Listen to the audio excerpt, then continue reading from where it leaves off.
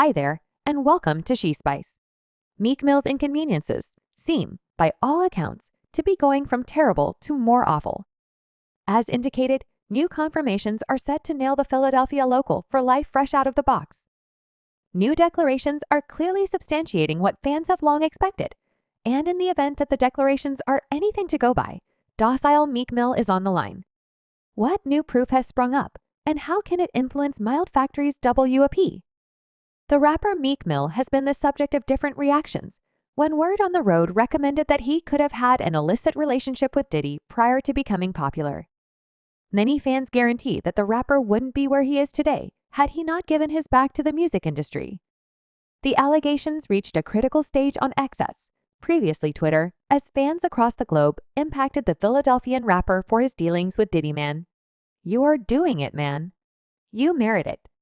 Daddy, you are investing that energy. Glad for you. I love you. The assaults were relentless to such an extent that the Philadelphian rapper needed to convey a progression of tweets denying the allegations.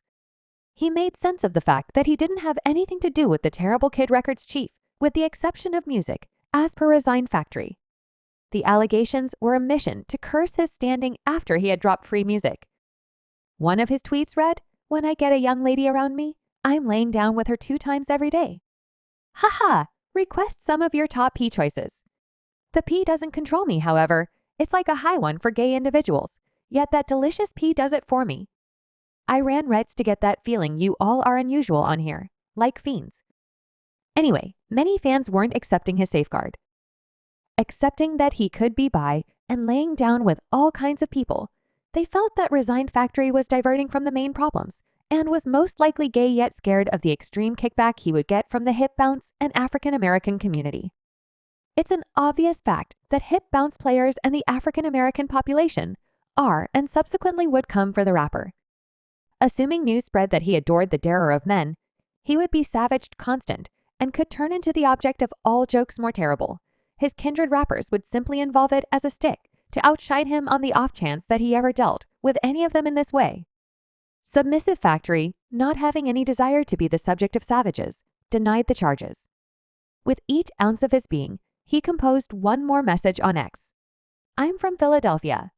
I don't do freaky, Molly. No one will considerably offer me one since I'm that heavy. No man or what could at any point move toward me about gay action, and the entire spot doesn't get flipped awakened seeing this on each blog like they realize I'm coming. Haha, you all see these rappers with gay styles. They need that look. Pass on that to them. I come from that stuff, making do in the wilderness. I reserve the privilege to say I ain't gay, and I'll waste anyone that plays with my masculinity anyway." Right when everybody was starting to get involved, with compliant Factory side of the story, feeling that he was honest about the relative multitude of allegations evened out against him. One piece of proof dropped that obviously broke all of the rapper's story, and this implied proof came from nobody yet 50 Penny. The Indie Club rapper posted a video of a man wearing a red dress and leaving the road with the subtitle "Quiet Factory." Going out obviously, the man in the red dress wasn't mild planned, nor did he share any slight likeness with the Philadelphia locale. Consequently, a few fans realized that 50 Penny was simply joking quiet planned, yet different fans guaranteed that 50 was really affirming the gay reports. They made sense of the fact that 50 was in a similar industry and had individual relationships with the two rappers. In this way, he understood what he was referring to. These fans construed that the Treats Shop rapper, who had been following Diddy right after Diddy before, was most likely keeping away from lawful issues. That is the reason he outlined the entire thing as a joke. Assuming you remember, it was 50 who gave the world a sneak peek of all that went down at Diddy's yearly confidential, all-white gatherings. During the last lap of his European visit, the rapper turned filmmaker guaranteed that Diddy had made specific advances at him, yet he turned him down, addressing his fans in front of an audience. 50 Penny divulged the justification for why he quit going to Diddy's elite gatherings, asserting that the awful kid chief got a kick out of the chance to embrace him from the front and back. As per him, that move was gay anyway. He generally approved of Diddy being gay, simply because he didn't swing that way. He told his fans, "That is the reason I won't be hitting up those puffy gatherings." Of you discussing look, assuming you into that 50 said in front of an audience, "I'm fine with it, whatever floats his boat. I'm trying to say this ain't my sort of party, it's awkward. I assume I have a place in the young ladies' restroom when things like that are continuing. However, Diddy has long denied the bits of gossip about facilitating gay gatherings. 50's disclosures sort of loaned belief to those tales since, supposing that it was a straight party. How could 50 disapprove of whatever went down there? Many fans asked inquisitively. This wasn't the initial time 50 had hinted that Diddy was gay a couple of years prior in a meeting on Drink Champions. F guaranteed that Diddy would welcome him to go out to shop, yet he turned down the greeting, thinking that the homecoming rapper had different expectations. He told the group that while we were going to be able to kick it, we could simply hang out. For what reason don't we like to go out to shop? I'll pay for it.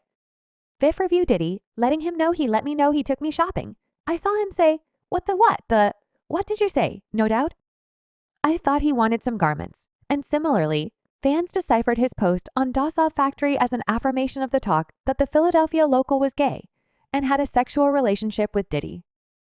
Tame Plant's inconveniences began when music maker Rodney Jones Jr. recorded a body of evidence against Diddy, blaming him for spontaneous bouts, while the two chipped away at a collection as per the suit. Diddy acquired the administrations of and constrained Rodney Jones, otherwise called Lil Bar, to lay down with them.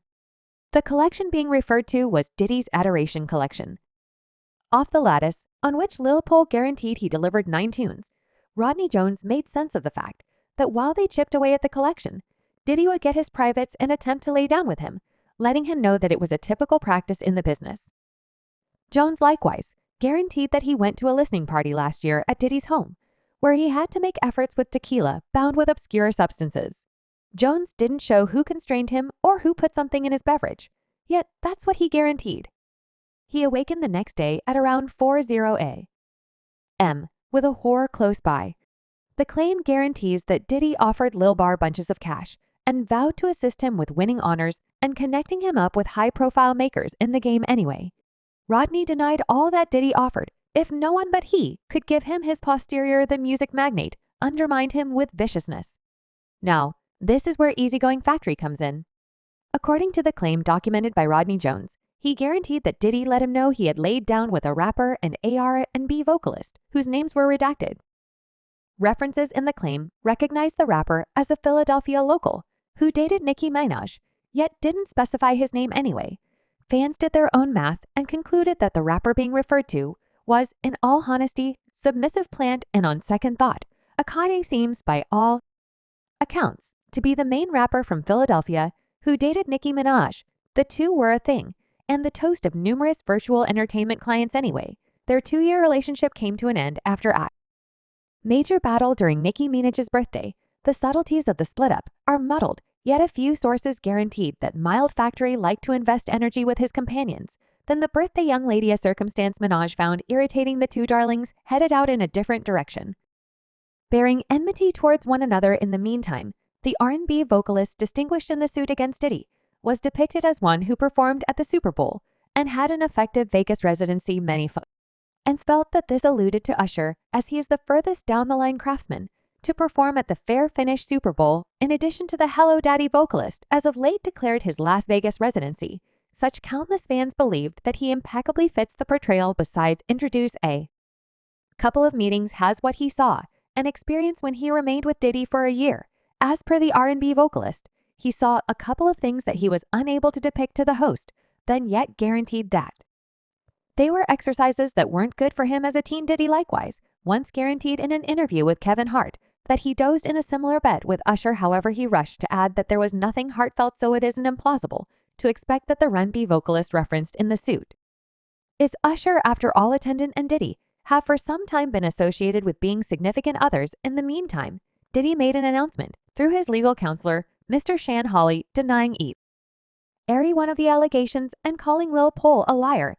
The assertion read, Lil Bar is just a liar who recorded a $30 million claim improperly, searching for an uncalled for payday. His wild name dropping about occasions that are unadulterated fiction and basically didn't occur is just a straightforward endeavor to earn titles. We have overpowering, unquestionable verification that his cases are finished untruths. This isn't whenever Diddy first has been blamed for laying down with a craftsman or artist. A couple of years prior, vocalist Panther Wright, that the Terrible Kid Records chief constrained Christopher Williams to perform fellatio on him as per Puma, a previous female legal counselor of Awful Kid Records, who presently worked for her, recounted her the story portraying the occurrence. That legal advisor guaranteed that she strolled to Diddy's office for him to sign a few papers and found the entryway opened. Considering that to be an encouragement to come in, the legal advisor opened the entryway and entered exclusively to see Christopher Williams stooping before the business tycoon. Subscribe She Spice for more videos.